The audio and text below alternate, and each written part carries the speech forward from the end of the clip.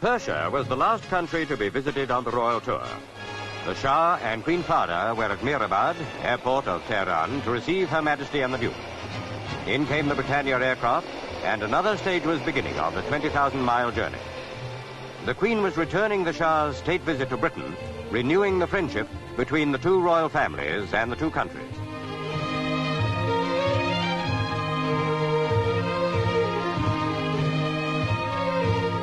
Prince Philip wore Field Marshal's uniform to meet the Shah, who was in the uniform of Commander-in-Chief of his army.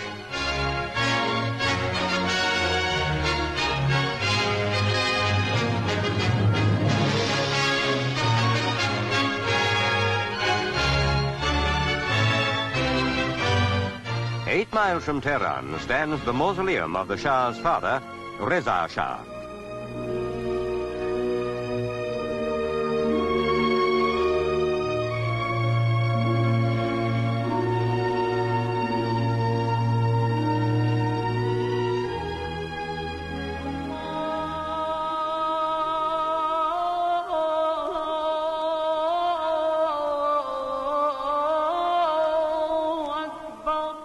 In Esfahan, some older monuments were visited, including the wildly celebrated Masjid-e-Shah Mosque.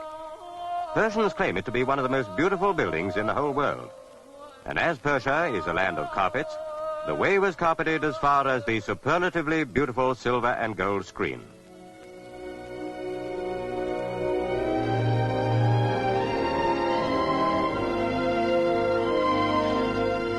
Royal visitors might well have imagined themselves back at the Taj Mahal. The mosque was built in the 17th century in a period when architecture in this fashion, at once ornate and inspiring, attained its highest achievements.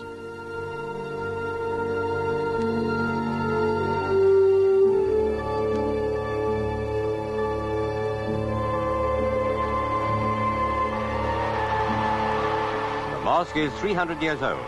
But in Persia, 3 centuries are but a short time. The ruins of Persepolis recall a civilization dating back perhaps 2,500 years.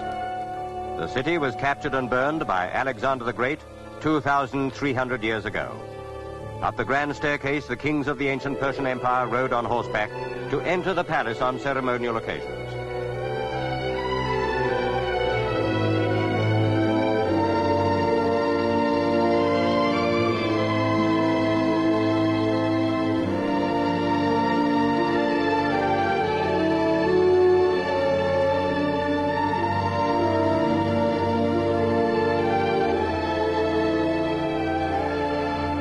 In its day, Persepolis, with its wealth and magnificence, was the envy of every country that was aware of its existence. It is a reminder today that Persia was a great empire when much of Europe was little more than savage. Persia has celebrated the 2,500th anniversary of the founding of the Achaemenian dynasty, which flourished in this wonderful place.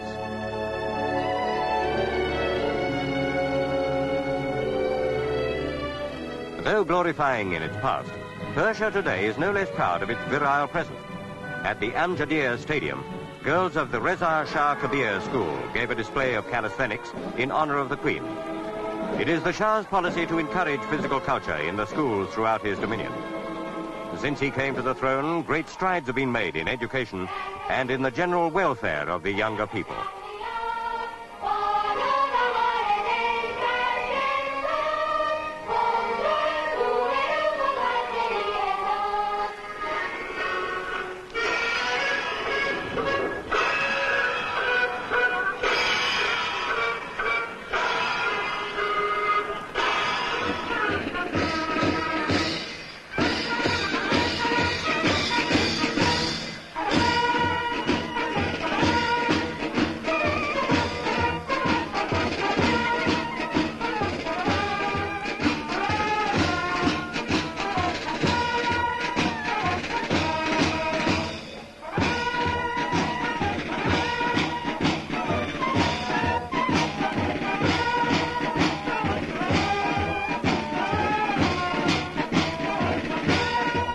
Time now for the men to take over with a display of skill and strength.